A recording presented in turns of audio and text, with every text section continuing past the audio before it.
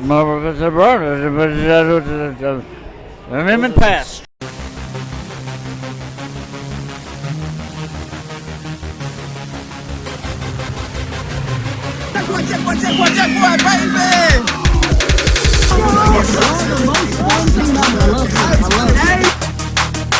Come here! Let's go, give me a flipper! All right. Welcome to Amateur Hour. I am Cody, and I'm here with Troy. I am over here. And Aaron. Hola. And this is Amateur Hour. We're going to talk about the playoffs last week because it was they have those movies where it's kind of not the best movie in the world, but the end is pretty good. It's kind of like that. We had a poor episode, a poor. What would it? What it was a called? reverse Game a of version Thrones. of it's like one of the episodes of the movie, or whatever. It's not very good, but the ending saved it. Ending was awesome. Okay. So let's go ahead and go through the games from the playoffs because that's going to be, I think, what people are most interested in. Exactly, yeah. So, Troy, what's the first game? Okay, the first game was the 3-seed Thunderbolts against the 6-seed Expendables. Okay, that was more of the shitty season. Yeah, the Expendables won that by a forfeit. Thunderbolts just no-showed the playoffs. Interesting. So that's it. Moving on to the next game was the 4-seed Jack Boys against the 5-seed Exclusive. Now, this game went to overtime, and we'll talk about what happened. But this game, Lucas Powell from the Herd played quarterback for Exclusive because we had the rule where you could pick up two players from teams that did not make the playoffs. Lucas and Carter Wilson both played from the Herd, both played on Exclusive that game. And Exclusive won in overtime, scored a touchdown early in overtime, and then got another about 7 yards. Yeah, so they had about 47 total yards. The Jack Boys scored a touchdown on their third play, so they did one more play, and I thought TT was going to run and get the yards, and then ended up getting tripped up and threw it, and he got knocked down and ended up losing. So the Jack Boys with a first-round exit in the playoffs for the first time ever. That was such a good game. It was really fun to watch, especially the second half when it was really, really, really back and forth. Yeah. In fact, the first half it was back and forth. Yeah. Because that came down to a possession in the first half where it was maybe they'll score, maybe they won't with the Jack Boys. It was a 34-34 game. That was one of the most entertaining flag football games I've ever seen. It was fun watching Lucas just dropping dimes against people out there. Lucas and Carter played well. Antonio Furr played very well. He had some really key plays in that game. All their role players did good. Gully, I think, made a few catches that mattered a lot. Yeah, they were a good. They put together a good team. It was a good team, and I remember. I remember you saying, while we were up there watching, you saying, this is the best flag football game I've ever seen. You said it several times. I think it might be. And it was a fun game. I mean, I don't think I could say that just because there's been so many really good games. So I can't, but it was just in the moment saying it, showing how fun it was to watch that game. So I thought that was pretty exciting. I was invested a little bit because, Carter and Lucas are on our team. But also, it's a big deal because Jack Boys had a good squad out there. They didn't have... they had some good people, and it was fun to watch. They always have a chance to win with TT playing quarterback. That catch that Kobe had at the overtime was unreal. That guy's like 5'7", and he elevated over everybody. And grabbed it. Yeah, that was and grabbed it. And I thought, man, that's it. That's the end of the game. I thought that was going to win it for him. Yeah, it was incredible. That was a fun game to watch. Yeah. Aaron, do you have thoughts? I guess just piggybacking off of what you said, it was one of the best games I've seen in a while. It really felt like both teams were really evenly matched, and it literally just came down to who would make the first mistake in the overtime, really. Because I really thought Jack Boys were going to take it after that last play. I was like, okay, they got one more play. Surely they can get 7 yards, but, man, Exclusive showed up. They showed up, covered their guys. TT couldn't get the ball off, so... Man, cheers to them for making it through. The Jack Boys are a buzzsaw any week you play them. So yeah, and it was great. It was just fun seeing that because I kept saying the team that has the ball last is going to win, and it ended up going into overtime, and then it ended up coming down to the very last play, and that was just a fun game to watch. I enjoyed that one. For a first-round playoff game, it was fun. What's next? The next game was the 6-seed Expendables, since they moved on from the first round, playing the 1-seed FYF. Another game that came down to a one-score game. FYF won 26-19. And Expendables basically without a quarterback. Yeah, came down and almost won that game. They sure did. I was like, I cannot believe they're still in this game at the end.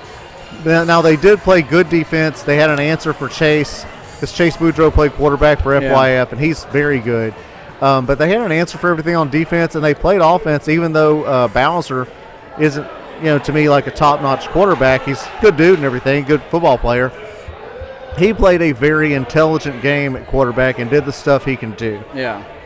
But came down to the last play. They didn't, they were pretty far away from the end zone, if I remember correctly. Yeah. They didn't get it, and that was it.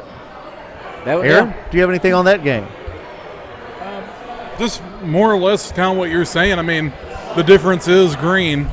When Green's playing quarterback for them, that's the difference that puts them over everybody else, because he can make more throws. He's just a more natural quarterback. But Bowser's good enough. I mean, maybe if they retool and get some other guys mixed in, because I know Expendables are usually short-handed. Yep. So if they can get some more fresh guys in there, I think they'd be in a lot better shape if Green's not going to be back at quarterback. Well, and I mean, obviously this year Trey didn't play at all, so you can't even say he was a factor at all or a missed factor. And they had a bad year. They had a bad season. Yeah, go ahead. I think that we've seen the last of Trey. Yeah, I think so. I think he's done. Josh Hall will be back though. That'll help him. And who knows what happens in the off season with quarterbacks and stuff. Like Connor played with us this year. Yeah. Not that I know anything about that, but I could see he to me fits well with kind of how they do things.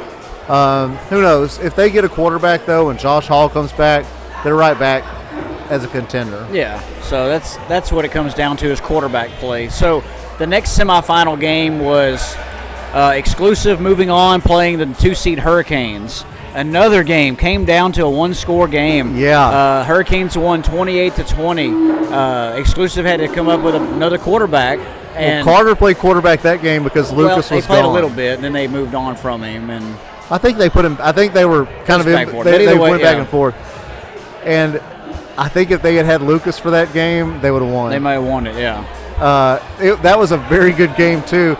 Came down to I think the last little possession. It's it was a nail biter. I mean, every game this week was, but what a great season for Exclusive. Yeah. I mean, they had a really good season. They went down to the very end. I liked it. They're one of those teams that you can just kind of pencil in as making it a pretty good run every year in the playoffs. And they'll get there. If they keep on doing what they're doing, they get the right quarterback, they'll get there. Aaron, anything on that game? If we were still doing awards and stuff, I would definitely give one to Fur for Captain of the Year, because he has made that team what it is. He's put all the little pieces together. I feel like he kind of keeps everything in line. And, man, cheers to him for pulling that off, because I think he has a lot to do with their success this season. There you go. There's the award, Captain of the Year, Fur. You win it. And what a great head of hair. Yes. All right, what's next? Now we get to the championship game, the controversial championship what a game. Great championship game. Wasn't controversial until the last 1 minute of the game. It was so back and forth. It was the Hurricanes versus FYF. I want you to do the last minute, but just to set it up, it was just a complete back and forth game. Scoring. Be like a little hiccup somewhere. And I mean, FYF and the Hurricanes just kind of, it was like two people just punching each other. Yes. It was great. And then we got to the last minute. Go ahead. Well, they had got to the point to where I think the Hurricanes had kind of stalled a little bit offensively. They were having a little trouble. JC was running well, but that was about it. They really couldn't get to move the ball very well. So FYF scores with 1 minute left to take a 34-28 lead. Yes. And the make it, take it rule comes into effect. They decide to go make it, take it.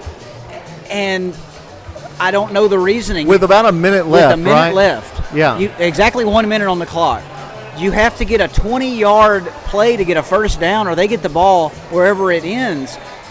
So instead of making them go 60 yards, they throw an incomplete pass, and the Hurricanes only have to go 20 yards in less than a minute, not 60 yards. And they score.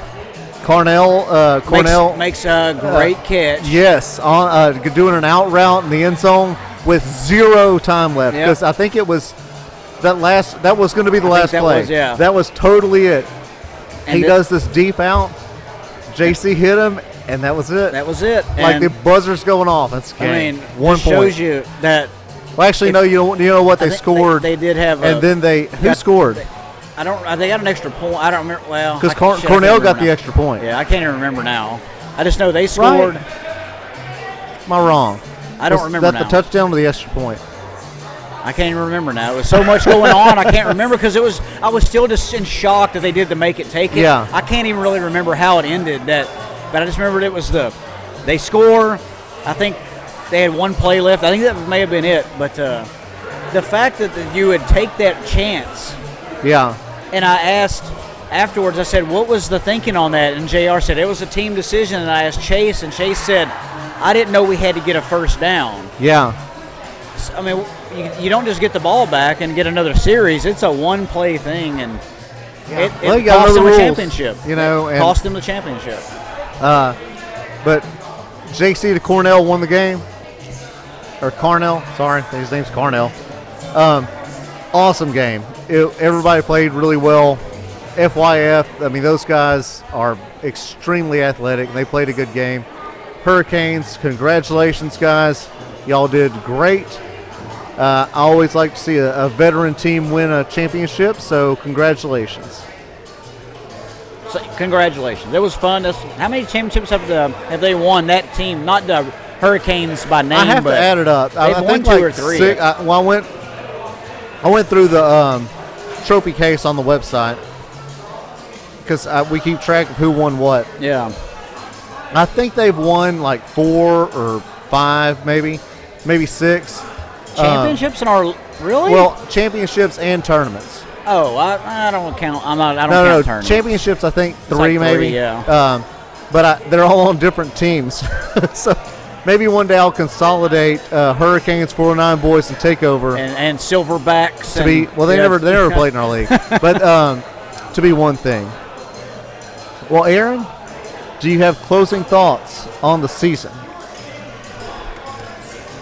Yeah, hopefully next season we can get a little bit better participation, maybe tweak some things, because I feel like that really took some of the air out of the season when people wouldn't show up, and then especially when they wouldn't even let us know so we could reschedule things.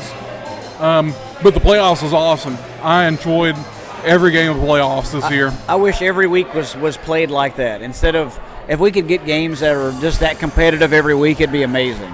Yeah. But it you know what? Fall League's going to be great. We're going to have a good time. JC is actually going to, JC and Byron are actually going to be very, very, very involved. So it'll be a little bit different, and I think those guys will do a good job. But we'll be here. We're going to still do the podcast, and we're going to see you guys on that next Sunday. But for the next segment, we're going to talk about drag shows and politics and drunkenness. I like several of those things. Guess which ones? Coming up next. Drag shows and drunkenness. Coming up next.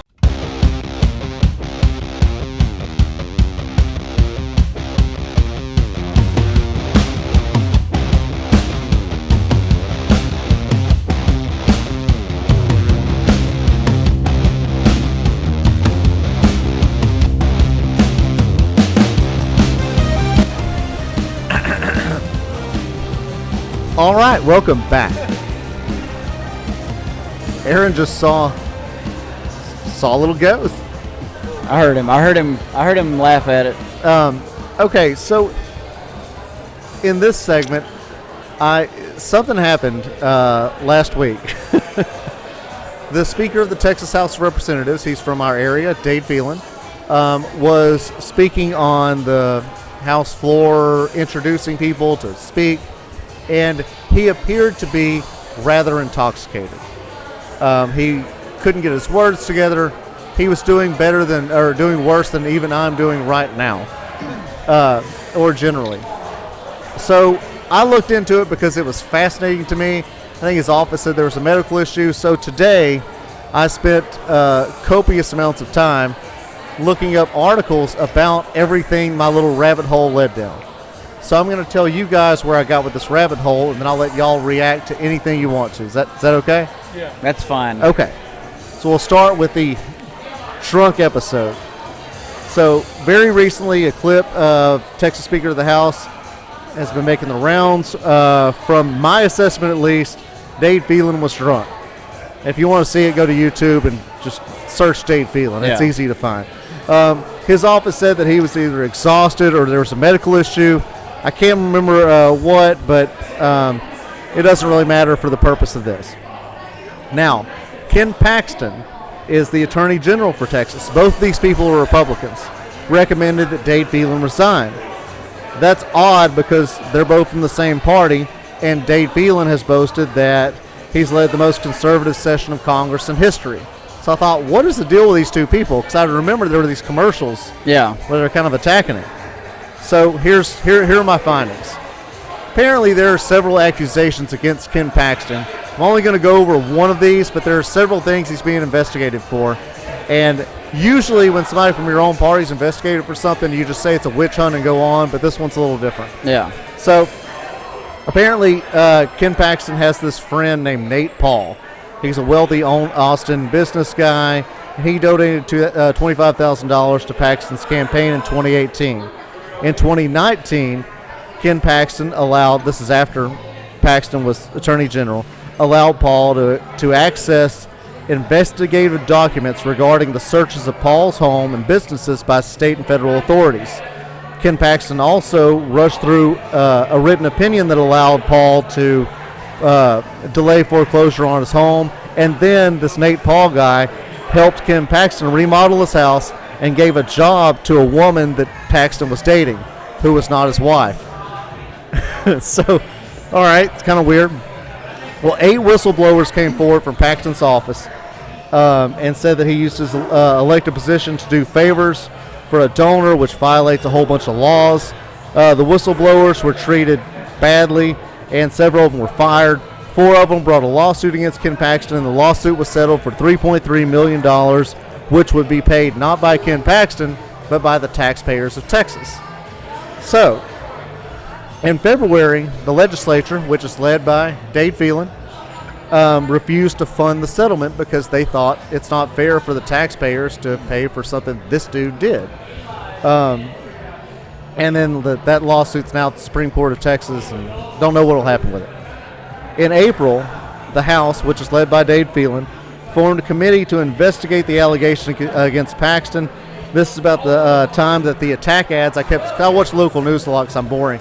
I kept seeing these attack ads from Republicans on Dade Phelan talking about how he won't pass this anti-drag show children law. And I was like, why are they attacking each other? It's so weird. Well, in April, when these things started, I'm good. Thank you. Yes, ma'am.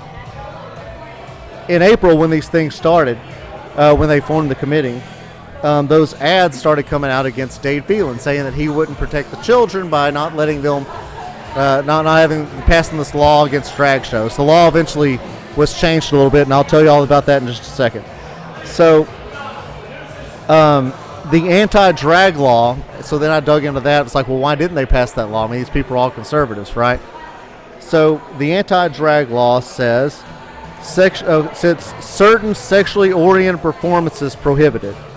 And it says sexually oriented performances means a visual performance that features either a performer who is nude or a male performer exhibiting as a female or a female performer exhibiting as a male who uses clothing, makeup, or other similar physical markers and who lip syncs, dances, or otherwise performs before an audience and appeals to the prurient interest in sex. And then it says person commits an offense if they do this, and it's Class A misdemeanor. So basically, this law went to the House and the Senate, and they were like, we need to change some language from it, because why even have in there somebody who dresses like a man or a woman? Why not just leave it at whoever does this, it's an offense? Like, it's just a virtue signal thing. So they did eventually pass a law that subtracted the sentence about if you're dressed as a man or a woman or whatever thing. And according to the articles I've read, Paxton is a fairly extreme figure in the Republican Party, and Dade Phelan is more moderate. This, to me, does not appear, though, to be an ideological feud thing. Paxton, I think, is just trying to eliminate any committee investigating him, or at least diminish its legitimacy, and thereby save his own ass. That's it. Yes. But I wanted to know all those things. So there you go. There's the Ken Paxton, Dade Phelan feud in a page. I'll put that back in the bag. Put that back in there. Yeah. Very interesting. I didn't really know all that. I hadn't paid attention to any of the state or local things lately, so that's very interesting. Everyone is out for themselves, and that's really it. They don't care about. They don't care about you. They don't care about me. They don't care about really anything except for themselves and their pockets, and that's what I see. I don't think they care about what's going on legitimately. So what I'm thinking is Ken Paxton drugged Dade Phelan. Is that what we're getting to? That's bold. That's what I'm getting to. That's a hot take right there. That's good. Hot takes from Troy. Ken Paxton drugged Dade Phelan to make him look inebriated in front of everybody, and this is where we are. That's very interesting, because I did see some things on like Facebook and a couple other places that said, like Phelan was only really quote unquote inebriated for maybe 10 minutes, and once he had some water, he was fine. Maybe he gets drunk quick. I'm not sure. I also saw a picture of like a bar, a little makeshift bar built up in, it looked like a hallway of the Capitol. And so I think because it was the last day of session, they were like trying to pass everything through, get everybody up there to say their piece. Maybe he had some drinks, and then it hit him right in the middle of, it finally sat in 10 minutes in to him being up there. And that's when everything kind of happened, because I'll say this, whenever I'm drinking, I'm fast in sometimes, and then I'm fast out. Like my sex life. Anyway. You're not getting any of this, Cody. I'm not getting any of your quips. You got to have a microphone for quips. That's why they call Aaron the FIFO, because he's fast in and fast out. Okay. But yeah, that's the crazy thing, though, about Texas politics, though. Like, anything could really be anything behind the scenes. It's so funny that Ken Paxton has something to say about Phelan. When Phelan objectively is probably a more moral man as far as we know. As far as we know, he hasn't done anything politically shady yet.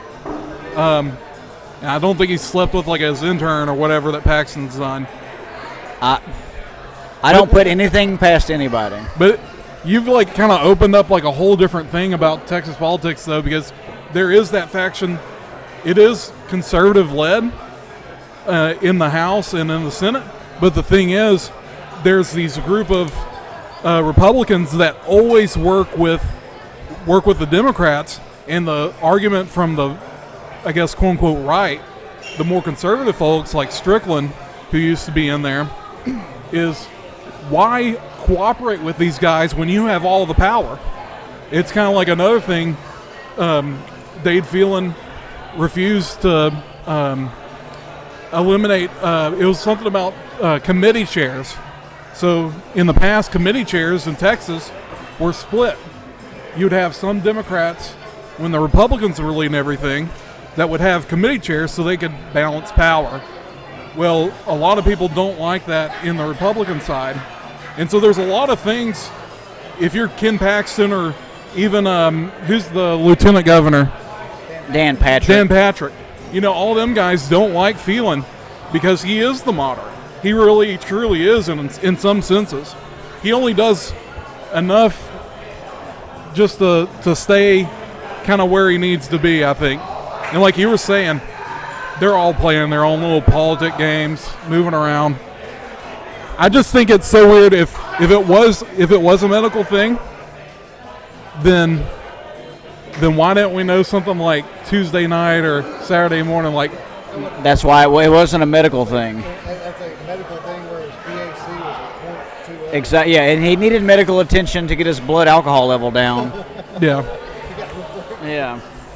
yeah, it's so crazy. Like you were saying, for them to fight with each other. At least the Democrats mostly work together. The Republicans are. They're like the Democrats, though, in Texas are like a small, they're the minority. So when you're the minority, you have to stick together, or else like you can't get anything done. Yep. There's so many Republicans that you can pick your little internecine battles. But I think in this specific circumstance, Ken Paxton is like, I need a route off this highway of me getting in trouble for the dude has a bunch of, he's, even amongst political people, seems to me at least, after boring myself all day, well, no, I wasn't actually bored, I like that kind of stuff, but after reading all this stuff all day, he seems to me to be especially pretty sleazy. And he's like, ooh, kind of like the George Santos guy. Is like, oh, man, I'm starting to have some problems here. So I think that it's just a more extreme example of what they do all the time. I think if most people knew more about Paxton and they had to choose between Dade Phelan and Paxton, everybody would choose Paxton because he legitimately sucks. You choose to not lie. Or to ask to resign. Oh. Yeah. Yeah, like if you had to take a straw poll, like, okay, who do you want to resign, Paxton or Phelan? Phelan for getting drunk in front of everybody, or Paxton for doing all this shady stuff? You would probably pick Paxton. Everybody would pick Paxton. To resign. To resign. Okay. Yeah.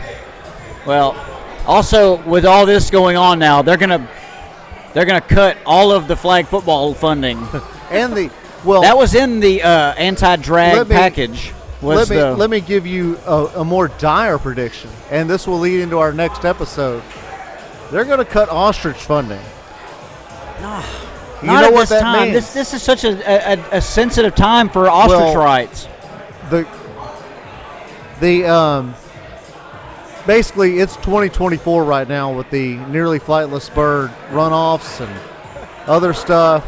So, no, the legislature knows what they're doing. And they've cut ostrich funding. They have bolstered penguin funding. I even noticed they even lowered the rating, the voting percentage. You only have to get 25% of the vote to win now. Yeah, and they allow fly-in votes right now by carrier pigeon. What's that all about? Yeah, I don't like that. Yeah. I don't like that. I'm against that. Well, all right. For those of you who have no idea what we're talking about, you'll find out next episode maybe. If not, at the end of the day, I'll just finish with the thing. I don't, it does not hurt my feelings for some guy to get drunk at the end of some boring-ass thing and muddle through something. I find it sort of endearing, so I don't care about that at all. I care about the legislature. Make life better for us. And I will tell you, they did pass some good legislation recently. Like, one of the laws they have now is that to work in a sexually oriented business, like if you work in a strip club, you have to now be 21. That to me is a good rule. 18-year-olds don't have any business working at a strip club. That's a good rule. That's fine. And I think the weird-ass throwing drag show people into that thing is absolutely ridiculous. So I think it's good that you change the language, although we have about 12 laws that already cover that, and it wasn't necessary to have a new one anyway. So there's where I'm at. I don't like that Ken Paxton drugged Dade Phelan. You don't like him what? That he drugged Dade Phelan. I think that's a good stopping place. And my computer's dying. So you brought it up. I liked it. That was a good choice. I didn't think about that angle. That was really good. right. Do you have any closing words? Yeah, probably. You close. You say something, then I'll think of something. But I've been shutting the show off in the middle of something. Oh, you've been closing it down. I mean, here, Aaron, go ahead. Troy, thank you for helping us pull out our tinfoil hats and just take a second to think about the possibilities. Right. They'll come right in here.